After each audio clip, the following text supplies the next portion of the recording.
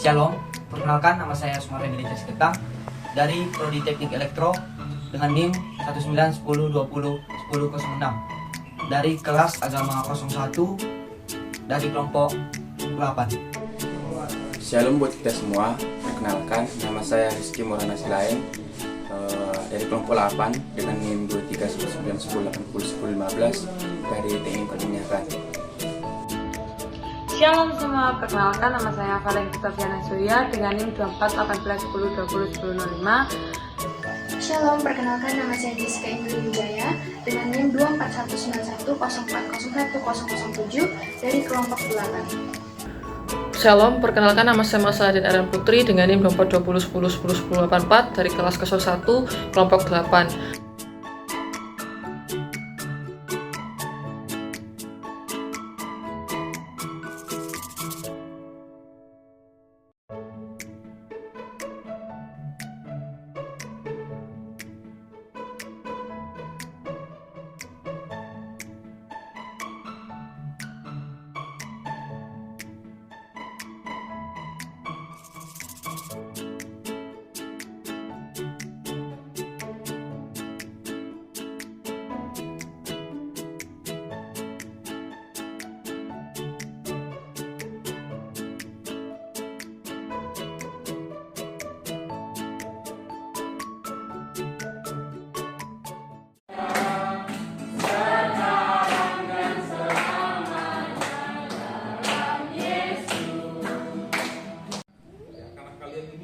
Pasti akan diperhadapkan menjadi orang-orang sukses. Amin? Amin ya? Iya, masa kuliah nggak sukses itu repot, nggak usah kuliah gitu ya. Kegiatannya kira-kira anak-anak di sini bisa balik gimana? Oke, untuk kegiatannya kami fleksibel, supaya ngajar mereka sebenarnya untuk mandiri, untuk merasa rumah ini adalah rumah kedua untuk mereka. Kami istilahnya bukan kayak panti yang harus ada peraturan yang streng, harus ini enggak. Tapi kami mengajar mereka supaya welcome. Bagaimana harus komunikasi sebagai orang tua, kalau di rumah pasti masa istilahnya bahasa Jawanya berusuhan, enggak mungkin kan gitu kan. Kita punya etika, punya tata untuk kita berkomunikasi. Di sini kami mengajar bagaimana mereka ini kita rangkul sebenarnya, tapi kan tidak banyak orang mau dirangkul, tetapi kami berusaha merangkul dan dengan yang terbaik buat mereka. Kegiatan kami adalah hari Senin sampai hari Sabtu Jumat istilahnya yang akhir Jumat itu kami ada kalau jam 5, setengah lima kami ada keluar sampai jam 6 prepare untuk sekolah, habis itu makan, berangkat sekolah. Habis selesai sekolah mereka makan siang, istirahat, terus kayaknya kerja untuk naik di rumah sendiri ya, itu jam 3 atau setengah 4 mereka berikan atau sapu, bereskan kamar, atau itu namanya tugas kerja yang kami buat seperti di rumah. Sapu, ada yang ngepel, ada yang cabut rumput atau istilahnya siapin makan, yang seperti itu kami ajar buat mereka.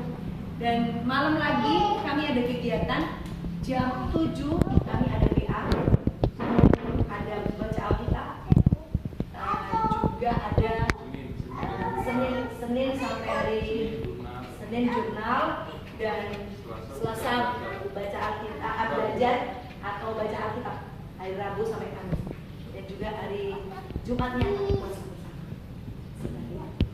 Jadi kita ambil waktu malam.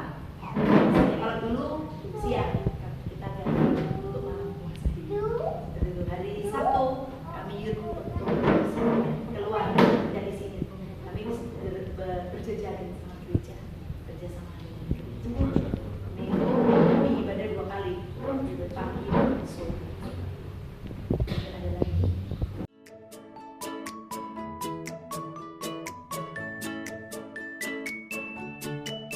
Di sini saya akan menyampaikan pengalaman saya setelah saya melayani di Panti Asuhan Kanaan. Pengalaman saya melayani di Panti Asuhan sangatlah bermakna, bisa berinteraksi langsung dengan anak-anak di sana, serta bisa melayani bersama. Di sana juga banyak belajar mengenai kehidupan dan mengenai rasa syukur. Pada momen tersebut saya bisa belajar mengenai kebahagiaan bukan tentang hal materi saja, tetapi juga dengan rasa saling mengasihi. Dan saya juga belajar tentang pentingnya berbagi. Yang paling utama ialah rasa syukur dengan apa yang kita miliki sekarang. Teman-teman, jangan lupa bersyukur akan apa yang Tuhan telah berikan buat kita. Terima kasih, Shalom. Refleksi yang saya dapat dari proyek yang telah kami lakukan, yaitu berkunjung ke Panti Asuhan Kanahan, saya semakin sadar betapa bahagianya bisa membantu sesama, terutama ketika membantu teman-teman panti di hari Jumat kemarin. Saya semakin sadar bahwa mengulurkan tangan untuk membantu sesama adalah bukti nyata dari kepedulian.